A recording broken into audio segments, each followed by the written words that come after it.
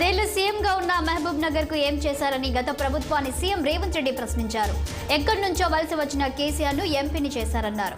ఏ మొహం పెట్టుకొని కేసీఆర్ పాలమూరుకు వస్తారన్నారు. సమైక్య రాష్ట్రంలో జరిగిన అన్యాయం కంటే తెలంగాణకు కేసీఆర్ సీఎం అయ్యాకే ఎక్కువ నష్టం జరిగిందని తీవ్ర ఆరోపణలు చేశారు. 27,000 కోట్లు ఖర్చు చేసినా ఎకరాకు నీళ్లు ఇవ్వలేదన్నారు. పాలమూరును ఎండబెట్టి కొడంగల్ను ఎడారిగా మార్చారని మండిపడ్డారు. పాలమూరు రంగారెడ్డిని జాతీయ ప్రాజెక్టు చేస్తామని పీఎం మోదీ మాటిచ్చారని ఈ సందర్భంగా గుర్తు చేశారు. 10 ఏళ్లు కేంద్రంలో అధికారంలో ఉన్నా ఎందుకు పట్టించుకోలేదన్నారు. పాలమూరుకు నిధులు, ప్రాజెక్టులు, పరిశ్రమలు లేవన్నారు. బీజేపీ నేతలు ఈ జిల్లాకు వచ్చి ఎలా ఓట్లు అడుగుతారని ప్రశ్నించారు. 4 బీజేపీ ఎంపీలు ఉన్నా తెలంగాణకు 4 రూపాయలైనా తెచ్చారని ప్రశ్నించారు. కొడంగల్ అభివృద్ధికి 5,000 కోట్లతో అభివృద్ధి పనులు చేపడుతున్నామని తెలిపారు. పార్లమెంట్ ఎన్నికల్లో 50,000 ఓట్ల మెజారిటీతో మళ్లీ గెలిపించాలని ప్రజలను సీఎం కోరారు.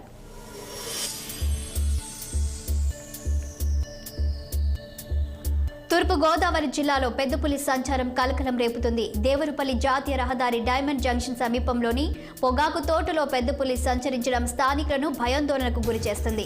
పులిని చూసి కుక్కలు అరవడంతో పొలాల్లోకి వెళ్లిన రైతులకు పులి అడుగు జాడలను గుర్తించారు. వెంటనే ఫారెస్ట్ అధికారులకు సమాచారం అందించారు. పొద్దున్నే మార్నింగ్ 8 గంటలకు ఆకుకోటికి రావడం జరిగింది. పంట తీసుకుని రావడం అంటే అది టాటర్ దిగి చేలోకి వెళ్దామని దిగి చూసేటప్పటికి పులి అడుగు జాడలో కనపడిన తర్వాత జస్ట్ కొంచెం ఎదర ఒక 7-8 కుక్కలు తరుముతం జరిగింది. ఒక్కని బండ వాళ్ళందరూ ఆందోళన చెంది భయపడి ఆకుకోటలోంచి ఇక్కడ పులి తిరుగుతుందని ఆగిపోయి వెళ్ళిపోయారు. అందరూ వచ్చి ఎవరన్నా ఆకుకోటలో ఎవరు లేరు. మరి ఇక్కడ కొంచెం ఫారెస్ట్ అధికారులు వెంటనే కాల్ చేయడం జరిగింది. కాల్ చేస్తే ఫారెస్ట్ అధికారులు అందరూ రావడం జరిగింది. ఐఎంఐ గారు అందరూ వచ్చారు. ఆఫీస్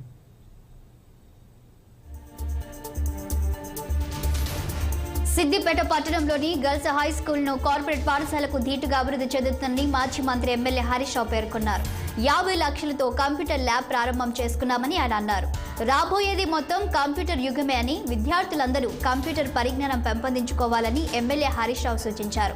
అంతకుముందు సిద్దిపేట జిల్లా కేంద్రంలోని ప్రభుత్వ బాలికల ఉన్నత పాఠశాలలో కంప్యూటర్ ల్యాబ్ను ఎమ్మెల్యే హరీష్ రావు ప్రారంభించారు. సిద్దిపేటలోని ఇందిరానగర్ ప్రభుత్వ పాఠశాల మాదిరిగా గర్ల్స్ స్కూల్ను అభివృద్ధి చేస్తానని మాజీ మంత్రి ఎమ్మెల్యే హరీష్ రావు తెలిపారు.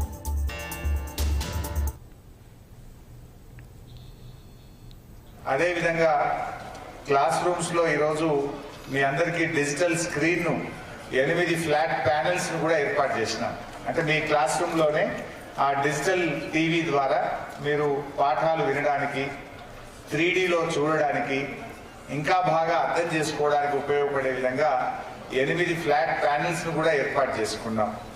అంటే ఈరోజు కంప్యూటర్ ల్యాబ్ అయితే స్టార్ట్ అయింది, కానీ మీ హెడ్ మాస్టర్ గారు, మా మేడమ్స్ ఏమన్నారంటే ల్యాబ్ వచ్చింది సార్, మరి ఇన్స్ట్రక్టర్స్ కావాలి అన్నారు. సో ఆ ఇన్స్ట్రక్టర్స్ కోసం కూడా ఇప్పుడే మాట్లాడాను. త్వరలోనే ఈ కంప్యూటర్ ల్యాబ్కు సిఎస్ఆర్ నిధుల నుంచి మిత్రుల సహకారంతో ఇన్స్ట్రక్టర్స్ కూడా ఏర్పాటు చేస్తాం.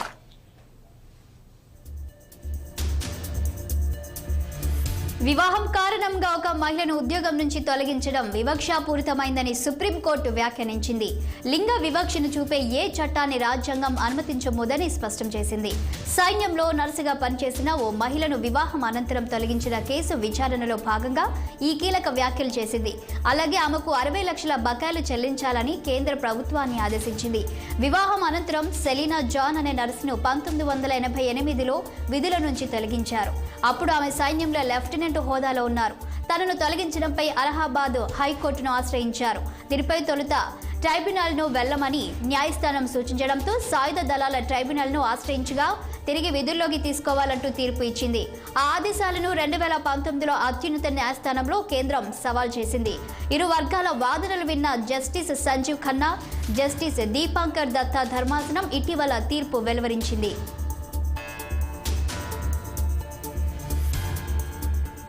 బీజేపీపై తొలి నుంచి తన అభిమానాన్ని బాహాటంగా ప్రకటించే జనసేన అధినేత పవన్ కళ్యాణ్ ఆ పార్టీ నాయకత్వానికి సంబంధించి కీలక వ్యాఖ్యలు చేశారు.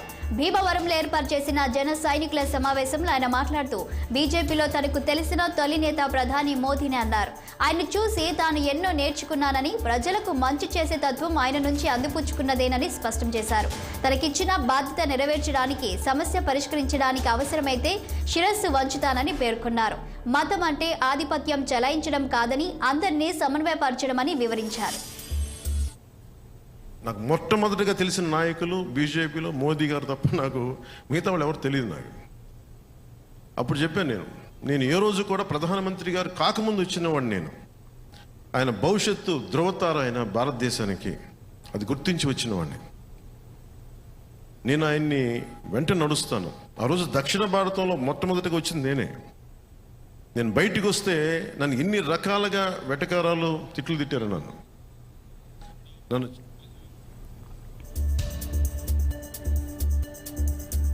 తెలంగాణ వచ్చిన తర్వాతనే జూరాలను నిండుగా నింపుకున్నామని మాజీ మంత్రి నిరంజన్ రెడ్డి అన్నారు. జూరాల సామర్థ్యం 6.5 టీఎంసీలు మాత్రమేనని తెలిపారు. జూరాలకు గరిష్టంగా వరద వచ్చేది 40 రోజులు మాత్రమే. నీటిపారుదల శాఖ మంత్రి నియోజకవర్గంలో పంటలు ఎండిపోతున్నాయి. తెలంగాణ నీటి వాటా తేలే విధంగా పాలమూరు రంగారెడ్డి ఎత్తిపోతల పథకం తీర్చిదిద్దుకున్నాం. పాలమూరు రంగారెడ్డి ఎత్తిపోతల పథకంలో అన్ని పనులు పూర్తయ్యాయి. 7 నుండి 10% పనులే మిగిలిపోయాయి. 90% పనులు పూర్తయ్యాయి. యాదాద్రి పవర్ ప్లాంట్ మీద బురద చల్లుతున్నారు. ప్రాజెక్టు మీద 100 కేసులు వేసిన పుణ్యాత్ములు కాంగ్రెస్ నేతలు. వాటిని ఎదుర్కొని పనులు పూర్తి చేశాం. కర్ణాటకను నిలువరించకుంటే ఆ పాపం కాంగ్రెస్ పార్టీదే అని నిరంజన్ రెడ్డి అన్నారు. వైఎస్ఆర్ కాంగ్రెస్ పార్టీ ప్రాథమిక సభ్యత్వానికి నెల్లూరు జిల్లా అధ్యక్ష పదవికి ఎంపీ వేమిరెడ్డి ప్రభాకర్ రెడ్డి రాజీనామా చేశారు. తన రాజీనామా లేఖను ఫ్యాక్స్ లో సీఎం జగన్మోహన్ రెడ్డికి పంపించారు. వ్యక్తిగత కారణాల వల్లే రాజీనామా చేస్తున్నట్టు ఎంపీ వేమిరెడ్డి వెల్లడించారు. ఇప్పటి వరకు తనకు సహకరించిన ప్రతి ఒక్కరికి కృతజ్ఞతలు తెలియజేశారు. రాజ్యసభ సభ్యత్వానికి కూడా వేమిరెడ్డి ప్రభాకర్ రెడ్డి రాజీనామా చేశారు.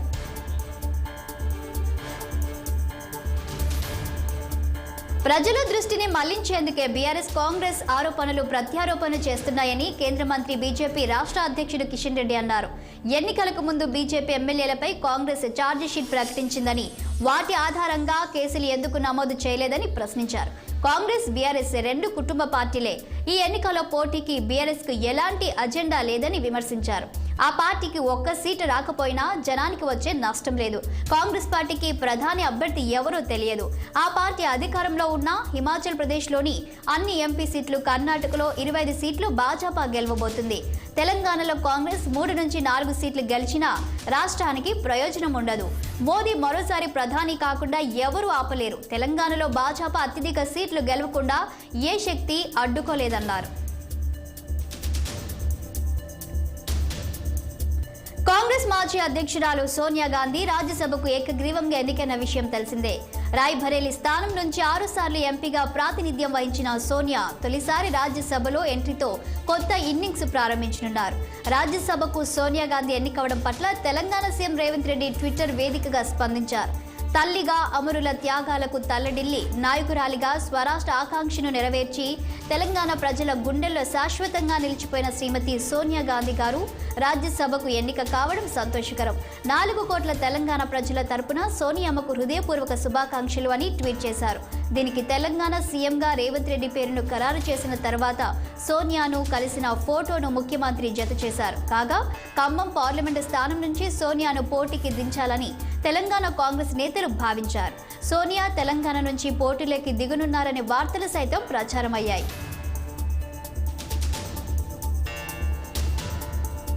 అరాచకం, అక్రమాలకు అడ్డుకట్ట వేయాలని ఎన్నికల్లో కాంగ్రెస్ పార్టీని ప్రజలు గెలిపించారని మంత్రి తుమ్మల నాగేశ్వరరావు అన్నారు.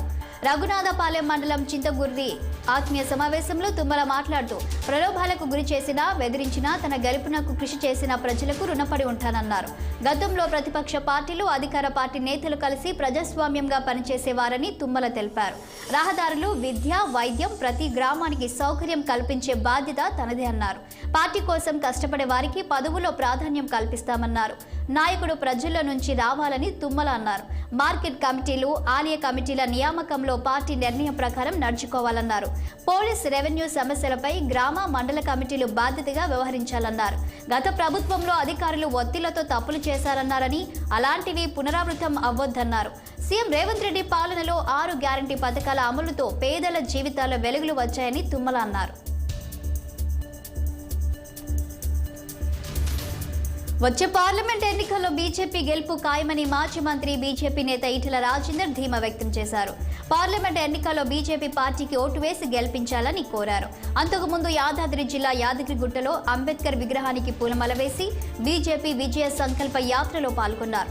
పార్లమెంట్ ఎన్నికల్లో కాంగ్రెస్, బీఆర్ఎస్ పార్టీలకు ఓటు వేస్తే ఎలాంటి ప్రయోజనం ఉండదన్నారు. బీజేపీతోనే దేశ అభివృద్ధి సాధ్యమన్నారు. 17 పార్లమెంటు పరిధిలో 5 క్లస్టర్లుగా ప్రజా సంకల్ప యాత్ర కొనసాగుతుందన్నారు. నరేంద్ర మోదీ ప్రధాని అయ్యాక దేశంలో సమూల మార్పులు తీసుకువచ్చారన్నారు. నీతి ఆయోగ్తో రాష్ట్రాలు అభివృద్ధి చెందుతున్నాయన్నారు. రాష్ట్రంలో అధికార పార్టీ, ప్రతిపక్ష పార్టీ ఎమ్మెల్యేలకు సమయం ఇవ్వకుండా ప్రజాస్వామ్యం కూనీ చేస్తుందని ఆరోపించారు. చిత్తూరు జిల్లా కుప్పం శాంతిపురంలో మహిళలతో ముఖాముఖి కార్యక్రమంలో నారా భువనేశ్వరి ఆసక్తికర వ్యాఖ్యలు చేశారు. కుప్పంలో తనకు మద్దతిస్తారా, చంద్రబాబుకు మద్దతిస్తారా అంటూ కామెంట్స్ చేశారు. చంద్రబాబును 35 ఏళ్లు గెలిపించారు, ఈసారి తనను గెలిపిస్తారా అంటూ చమత్కరించారామె. సరదాగా అంటున్నాను, రాజకీయాలకు తాను దూరంగా ఉంటానని భువనేశ్వరి వ్యాఖ్యానించారు. ఎప్పుడూ సీరియస్ చర్చలే కాదు, అప్పుడప్పుడు సరదాగా మాట్లాడుకోవాలన్నారు. మేడారం సమ్మక్క సారక్క జాతరలో ఓ భక్తుడికి గుండెపోటు రావడంతో రెస్క్యూ టీం కాపాడింది. పెద్దపల్లి జిల్లాకు చెందిన రాజు అనే వ్యక్తి క్యూ లైన్లో ఉండగా గుండె నొప్పితో శ్వాస తీసుకునేందుకు ఇబ్బంది పడ్డాడు. అది గమనించిన రెస్క్యూ సిబ్బంది వెంటనే అతడికి కృత్రిమ శ్వాస అందించారు. అనంతరం హుటాహుటిన స్థానిక ఆసుపత్రికి తరలించారు.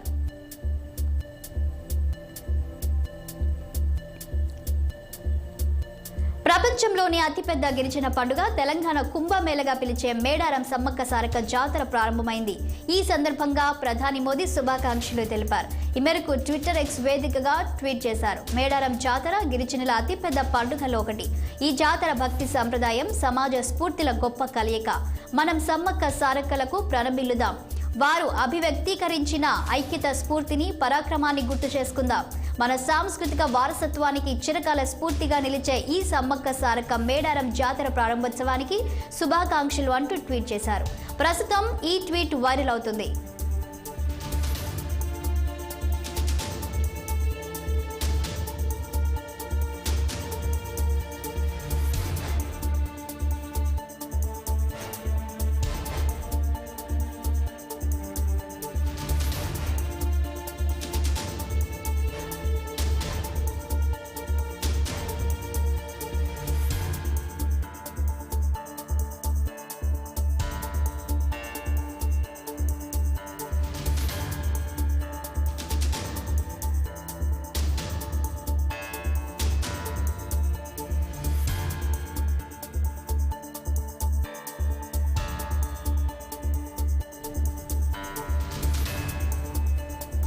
సీఎం రేవంత్ రెడ్డి ఢిల్లీ టూర్ విజయవంతమైందని రోడ్ల భవనాల శాఖ మంత్రి కోమటిరెడ్డి వెంకటరెడ్డి స్పష్టం చేశారు.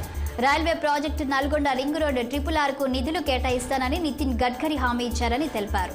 RRR పూర్తయితే హైదరాబాద్తో పాటు తెలంగాణ 50% కవర్ అవుతుందన్న ఆయన, దీంతో హైదరాబాద్ రూపురేఖలు మారిపోతాయని పేర్కొన్నారు.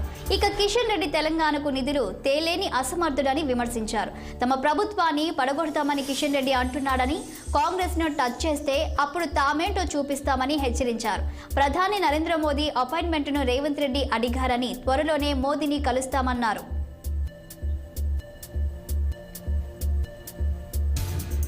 హైదరాబాద్ మహానగరంలో కొత్త ట్రాఫిక్ విధానం అమల్లోకి వచ్చింది. నగరంలో ట్రాఫిక్ సమస్యను చెక్ పెట్టేందుకు కీలక చర్యలు తీసుకున్నారు.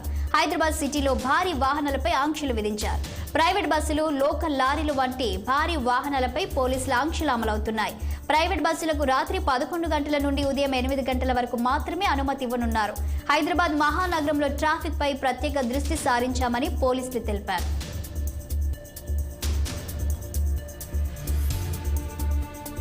తూర్పు నౌకాదళంలో మిలాన్ 2024 వేడుకలు కన్నుల పండుగగా కొనసాగుతున్నాయి. కాసేపట్లో రక్షణ మంత్రి రాజ్నాథ్ సింగ్ వేడుకల్లో పాల్గొననున్నారు.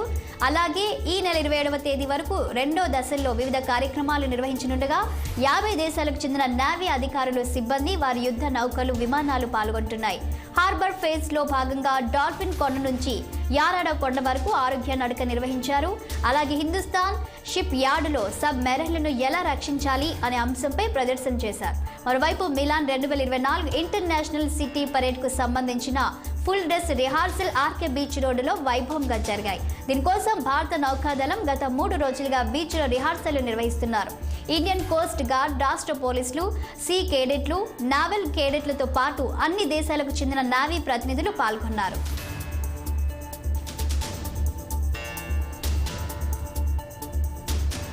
కేంద్ర హోంశాఖ మంత్రి అమిత్ షా ఈ నెల 24వ తేదీన తెలంగాణకు రానున్నారు. పార్లమెంట్ ఎన్నికల వేళ తెలంగాణ బీజేపీ నిర్వహిస్తున్న విజయ సంకల్ప యాత్రలో ఆయన పాల్గొననున్నారు. కాగా లోక్సభ ఎన్నికల్లో గెలిపే లక్ష్యంగా బీజేపీ ఎన్నికల ప్రచారానికి నేటి నుంచి శ్రీకారం చుట్టారు. చార్మినార్ భాగ్యలక్ష్మి ఆలయం నుంచి ప్రచారం మొదలుపెట్టింది. కేంద్రంలో మూడోసారి బీజేపీ అధికారంలోకి రావాలని, తెలంగాణలో 10 ఎంపీ సీట్లలో గెలిపే లక్ష్యంగా విజయ సంకల్ప రథయాత్రను కేంద్ర మంత్రి, పార్టీ రాష్ట్ర అధ్యక్షుడు కిషన్ రెడ్డి మంగళవారం ప్రారంభించారు. 5 క్లస్టర్లలో నిర్వహించే ఈ యాత్రలో పార్టీ ఎంపీలు, ఎమ్మెల్యేలు, బీజేపీ పాలిత సీఎంలు, కేంద్ర మంత్రులు, జాతీయ పార్టీ ముఖ్య నేతలు యాత్రలో పాల్గొంటున్నారు.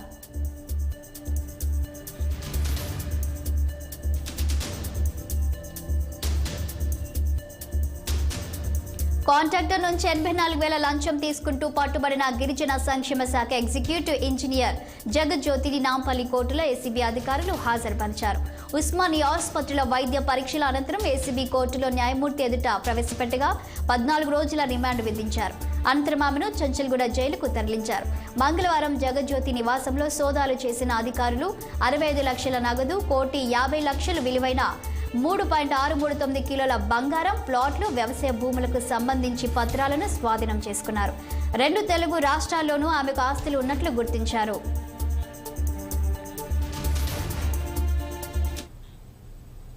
బులెటిన్ విశేషాలకు వెళ్లే ముందు ఒక చిన్న బ్రేక్ తీసుకుందాం. చూస్తూనే ఉండండి 6 టీవీ.